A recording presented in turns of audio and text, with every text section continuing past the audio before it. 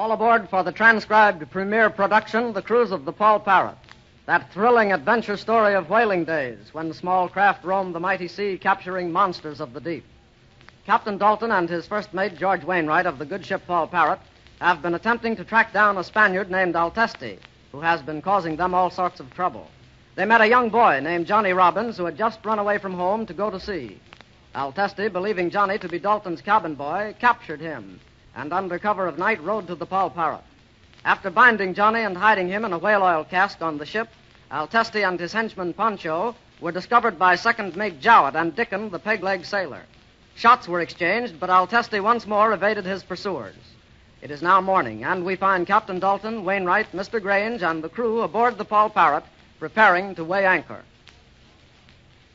Blow me down, George. I'll never forgive myself for letting that boy fall into the hands of that swab, Altesti. Avast, Roy. There's no cause to feel that way. It was no fault of yours. But I like that lad. He was a bright boy. You can lay to that. Here he helped us find Altesti, and we bungled our trick and let the Spaniard get away and lay hands on the lad as well. Ah, mate, this Altesti is a fast bloke. One moment we had him at the muzzle of our pistols. The next moment, before I could think, he grabbed the lad and held him in front of him. We couldn't shoot then, or he'd have hit the boy. Who was he anyway? A cabin boy from one of the ships? No, Mr. Grange. He was a lad who just run away from home.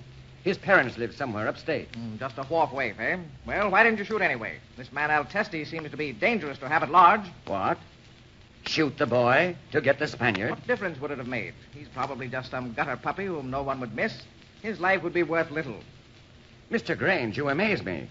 I wouldn't have shot the boy if my own safety depended on it. You're too tender-hearted, Captain. Well, no matter, though. The sea will harden you. You're still young in this business. But we'll soon be far out to sea, and since there's no chance of this scoundrel boarding us now, we may as well forget it. I can't imagine what his purpose was in heckling you. He couldn't have been authorized by his firm. We've always been on very good terms with De Silva and Company. Mr. Grange, I may sail the seas until I'm as old as the Rock of Gibraltar. But I hope I'll never forget to have consideration for my fellow man. Very pretty sentiment, Captain Dalton, but let's forget the incident. Very well, sir. There's a spanking offshore breeze springing up that should send us out of harbor in no time. We'll have the men spread full canvas as soon as Mr. Jowett, the second mate, comes up. Then we'll set sail. There's one thing we can be thankful for, sir. We've no greenies on this cruise. All old hands. We'll waste no time in leaving shore behind us. Aye. You can thank George Grange and Sons for that. They've allowed us to get a crew that'd be a credit to any merchant band, let alone a whaler. Hello there, Captain Dalton. Oh, Mr. Grange, Mr. Wainwright. Well, good morning to Good you. morning, Mr. How are you, Mr. Breckenridge? Well, Mr. Grange, now that Mr. Breckenridge is here, as soon as he leaves for shore, we'll be ready to sheet the sails home for the voyage. That's fine, Captain Dalton. I see everything has been very well prepared aboard. You can thank our shipkeeper, Mr. Breckenridge, for that, sir. He's helped me a great deal in getting this craft shipshape. Oh, Captain Dalton, you flatter me. You know, gentlemen, this is really a fine day for a voyage. This offshore breeze will put you out of sight of land in sight of half an hour. Yes, that's something to be thankful for. Oh, by the way, I've been wanting to ask you, did you find anything more of this man, Altesti? Well, to tell the truth, Mr. Breckenridge, Mr. Wainwright and I traced him to the docks, but he got away. Well, if you'll pardon me for suggesting it, about this man, Altesti, I mean, I've been thinking about him a great deal. It's come to me where I've seen him before. I remember very plainly about 2 years ago. Blow me down. Someone's bounced a belaying pin off the back of his head. Where did that come from? He was right in the middle of a sentence. He's unconscious. Here, Wainwright, run, get some water and a bandage. We'll send him back to the dock immediately. Aye, sir. I'll be right back. I can't imagine where that could have been dropped from, Captain. It didn't drop, Mr. Grange. That belaying pin was thrown. But all the crew were down in the forecastle. Who could have thrown it? Someone who'd been listening to our conversation. You can lay to that. When he started to tell me something about Altesti, he was struck. But who on earth would know whom he was talking about? There's no telling. Here, Captain, is the water and the bandage. I'll bathe his temples. Avast, that was a mean crack he got athwart his crown. He's coming too, sir.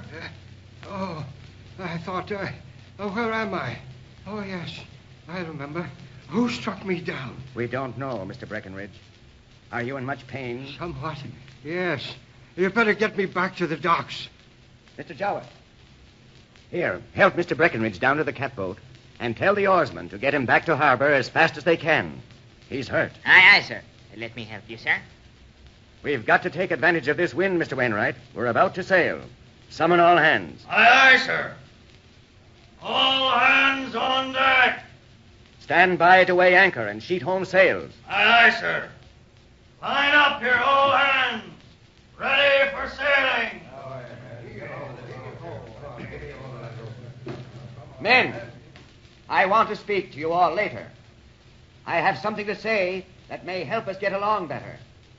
But right now, we're put to it to work swiftly and take advantage of this wind. Strain your utmost. Take charge, Mr. Wainwright. Ahoy, men! Get ready to weigh anchor. You four, aloft to sheet home the canvas. I know you're not greenies. Now, hop to it. Pardon me, Mr. Grange. I want to be sure the shipkeeper gets off safely. Oh, very well, Captain. I'll go to my cabin. If I find anything about the culprit who hurled that belaying pin, I'll inform you. Thank you, sir. Mr. Jowett, is Mr. Breckenridge safe in the catboat? Aye, aye, sir. They're casting off. Don't worry about me, Captain. It's just a knock on the head. I'll be all right. Have a prosperous voyage. Thank you, sir. Have that head tended to right away, mind you. Keep a weather eye open for any more of that sort of thing. Goodbye to you. Goodbye and good luck. I wonder. Mr. Jewett, leave Mr. Wainwright. See that the sail is set and the men assume their duties. Send Wainwright after me. Aye, aye, sir. Maybe I was wrong about Mr. Ezra Grange. I thought he was a fine young man. But anyone who could talk so heartlessly of shooting down a lad simply because he had run off to go to sea, it does put him in a cruel light. I wonder. And then that belaying pin. And that one-legged sailor, Dickon. I'm still not satisfied about him. Blow me down. I'm beginning to wonder how correct George was when he said this was going to be a mysterious voyage. You called me captain? Yes, Mr. Wainwright. It's all right. Drop the formality. There are no men around. George, who threw that belaying pin? I'd give my right eye to know. Mr. Breckenridge was hit just as he was about to tell that he'd seen this swab Altesti some time ago. Just when he was drawing the particulars, the pin hit him. And no one was in sight? No one aloft at the time, either. Must have been thrown by someone with a good harpoon on. You've hit it there, George. That puts me thinking. I thought this ship carried 33 of the finest men that ever trod wood over ocean. But it's plain to see there's those who require watching. By the way, Roy, Second Mate Jowett reports that last night, just before we boarded the Parrot, he and Dickon were on deck and saw two mysterious men running toward the forecastle. When they yelled at them, all they heard was a splash, as though someone jumped overboard. They searched the ship, but found no one. So he forgot about the incident until he reported it to me this morning. So, apparently they both didn't jump overboard. Wainwright, there's somebody on this boat who's not supposed to be here. But where? Jowett said he and Dickon searched the entire schooner, but they couldn't find anything out of the ordinary. Shiver me starboard timbers, there's skullduggery aloft. Listen, George, even old Dickens' Parrot knows there's some funny business going on. Give the lobby the harpoon. Hey, quiet that bird or take him aft. Wait a moment. What's in that whale oil cask the Parrot is perched on? I believe it's empty.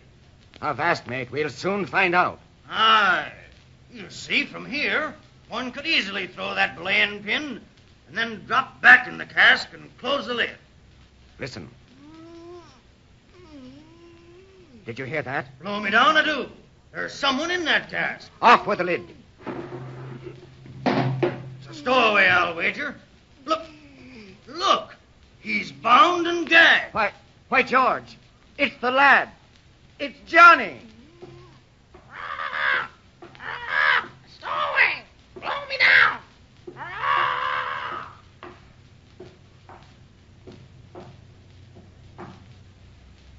So they finally found Johnny in the whale oil cask. But who threw that belaying pin at the shipkeeper just when he was about to give some important information regarding Altesti? Can Altesti still be aboard? And is Sue's brother, Ezra Grange, the hard-hearted person he seems to be? Well, as old Dickon would say, blow me down, there'll be many a squall in store before the cruise of the Paul Parrot is ended. So be sure not to miss even one adventure in this exciting story of the sea. Your Paul Parrot announcer is Dave Ward.